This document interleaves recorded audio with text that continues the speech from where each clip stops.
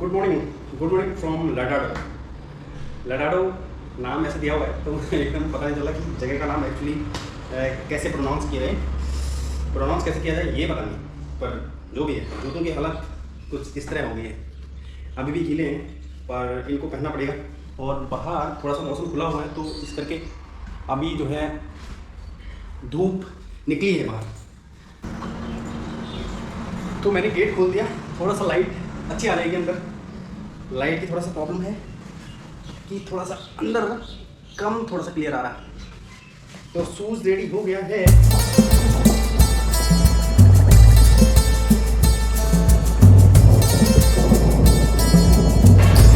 सब कुछ सेट है।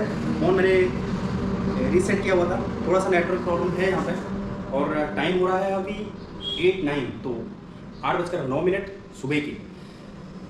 तकरीबन 9 बजे तक मैं यहाँ से निकल जाऊँगा और ब्रेकफास्ट करूँगा रास्ते में कहीं।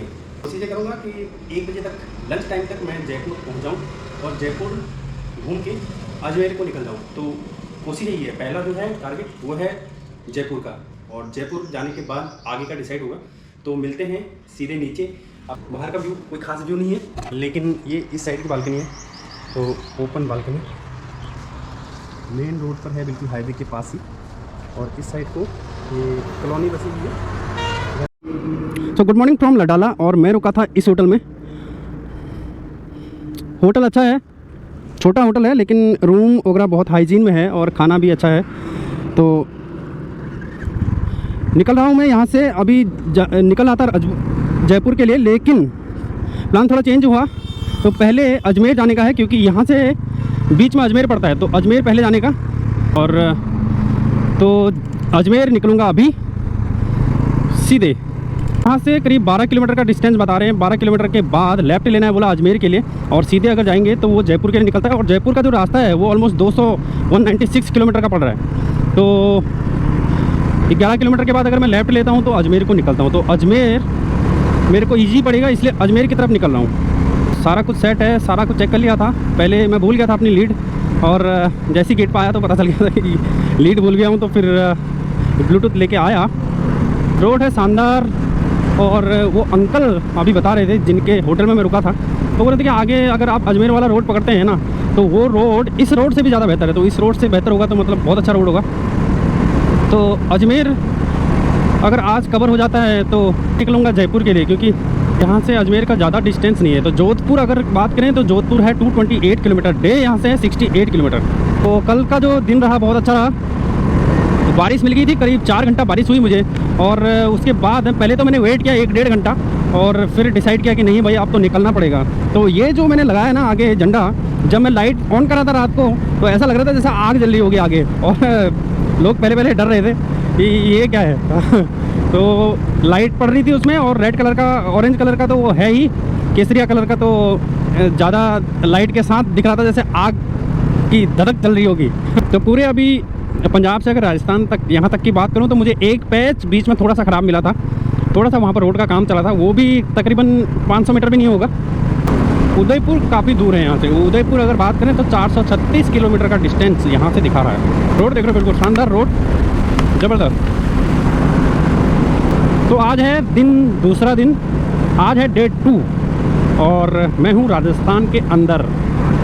भाई एक शानदार नज़ारा सामने दिखेगा झुंड, क्या झुंड है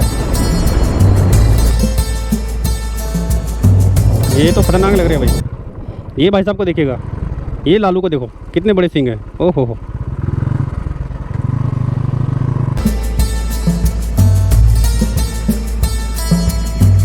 तो खंगार इस साइड पर पड़ता है, खंगार।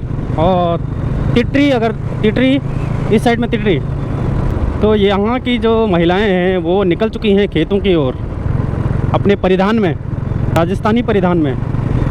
उत्तराखंड का जो परिधान है वो इनके परिधान से मिलता जुलता है बिल्कुल एकदम। तो अजमेर वाला हाईवे है बिल्कुल। और जो पेट्रोल पंप मुझे दूसरा वाला मिला था वो चालू था, तो वहाँ से भर लिया पेट्रोल। अब फ़िलहाल जयपुर तक की कोई टेंशन नहीं, तो जयपुर तक आराम से तेल भरवाने की कोई ज़रूरत नहीं। तो जयपुर पहुंचेंगे आज शाम को या फिर कल, क्योंकि अजमेर पहुंचने के बाद वहां से डिसाइड करूंगा कि पुष्कर जी होके आएंगे, और अगर टाइम मिला तो आज ही जयपुर को निकल जाएंगे, और नहीं तो फिर आज अजमेर में स्टे करेंगे, कल निकलेंगे जयपुर के लिए। ट्रैफिक बहुत कम है और रोड काफ़ी अच्छा है। तो बताया जिसने भी मुझे कि यह रोड जो है अभी बनी हुई है और काफ़ी अच्छी रोड है, तो वाकई में काफ़ी अच्छी रोड है। तो बांठनी यहाँ से है 4 किलोमीटर। तो छोटे छोटे गांव बीच में पड़ रहे हैं और बहुत बड़ी मार्केट भी नहीं है, तो दुकानें भी बहुत कम हैं। छोटे छोटे गांव बीच बीच में आ रहे हैं, लेकिन दोनों साइड जो है खेती, बिल्कुल खेत हो रहे हैं। जोचीणा रणसीसर, तो अगर मैं राइट की बात करूं तो जोचीणा पड़ता है, और रणसीसर अगर बात करूं तो लेफ़्ट साइड में पड़ता है। तो ये मैंने क्रॉस कर लिया और फिर आगे को बढ़ेंगे। तो ऑलमोस्ट 120 किलोमीटर यहाँ से और रह गया है अजमेर।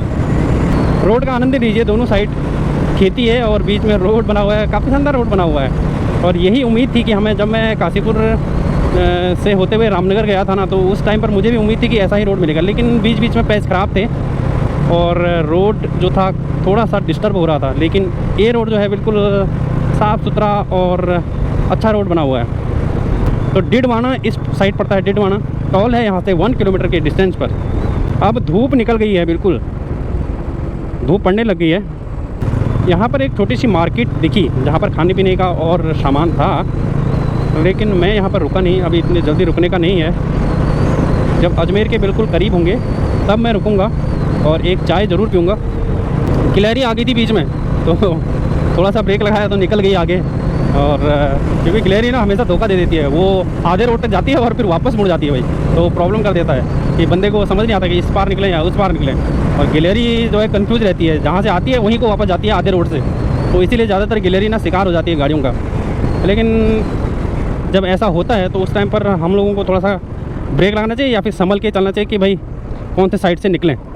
तो अभी ये टोल टैक्स तो बन गया है, लेकिन ये चालू नहीं हुआ, तो खुला है, तो निकल लेते हैं बीच से ही, किनारे में जाने की ज़रूरत नहीं है।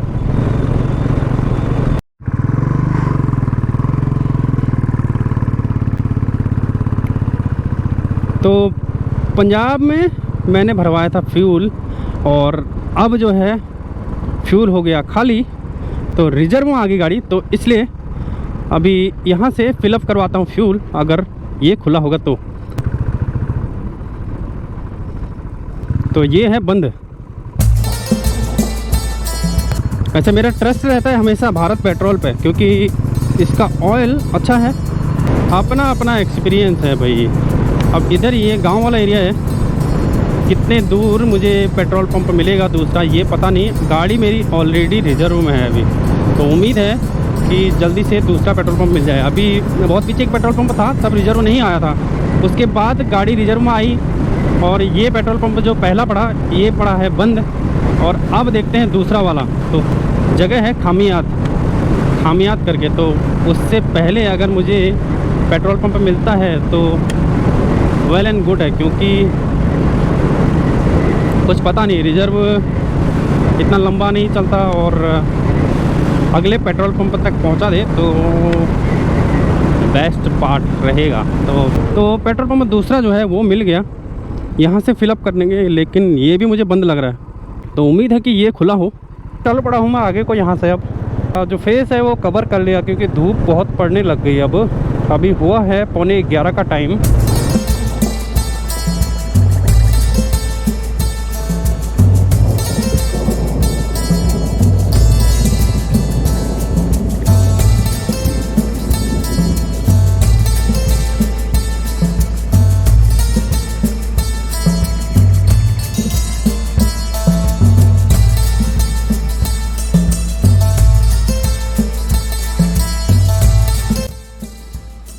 ये सामने एक मंदिर दिख रहा है, चामुंडा माता का मंदिर है, और यहाँ आगे से पहाड़ शुरू हो गए हैं, ये सारे पहाड़ हैं।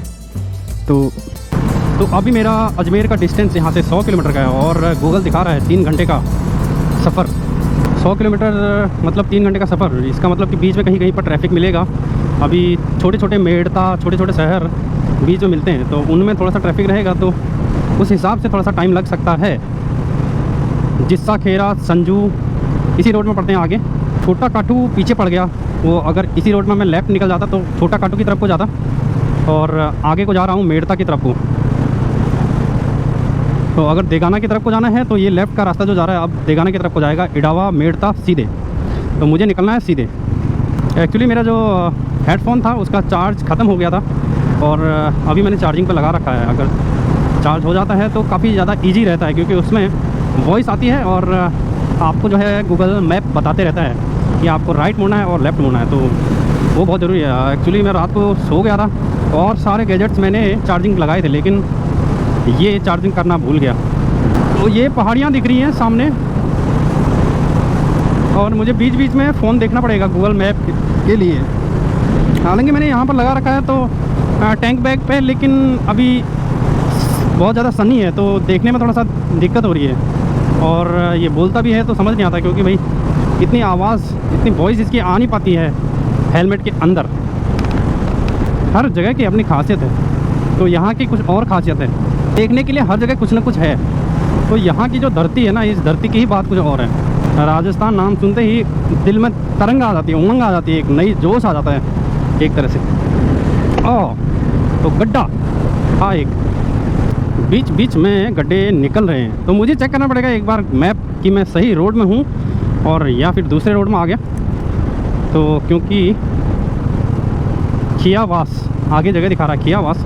आगे रुकता हूँ और देखता हूँ सही रोड में चल रहा हूँ नहीं, क्योंकि थोड़ा सा कन्फ्यूजन था। यहाँ पर 3-4 रोड कटे थे, कोई लेफ़्ट कोई राइट। तो मैं तो ऐसे सीधे में निकला हूँ, जो सीधा रोड जा रहा है इस पे मैं निकला हूँ। और एक बार मैं गूगल मैप चेक कर लेता हूँ और उसके बाद निकलता हूँ सीधे। तो गूगल मैप मैंने ऑन किया हुआ था, मेरा जो डिस्टेंस है वो बढ़ रहा है, तो इसका मतलब मैं गलत रूट पर आ गया। रोड तो सही दिखा रहा है, लेकिन ये दिखा रहा है यहाँ से 109 किलोमीटर, यहाँ से दिखा रहा है 113 किलोमीटर डेगाना से। और अगर मैं इधर से जाता हूँ तो 109 किलोमीटर दिखा रहा है, तो 2-3 किलोमीटर का फ़र्क है। तो मैप थोड़ा बहुत क्लियर हो गया। रोड सही है, लेकिन डिस्टेंस पहले 100 दिखा रहा था, अभी 109 दिखा रहा है, जबकि 9 किलोमीटर तो मैं ज़्यादा आ गया। तो मुझे लगा कि 92 किलोमीटर रह गया होगा, 92-91 किलोमीटर, लेकिन ये डिस्टेंस बढ़ गया।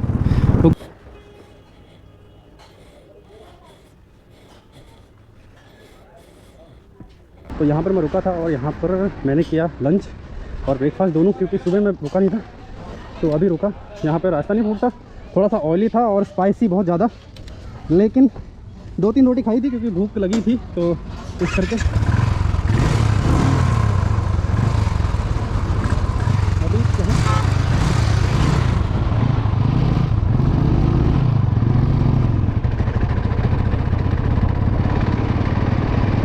एक पूरे साइड में पूरी पहाड़ियाँ हैं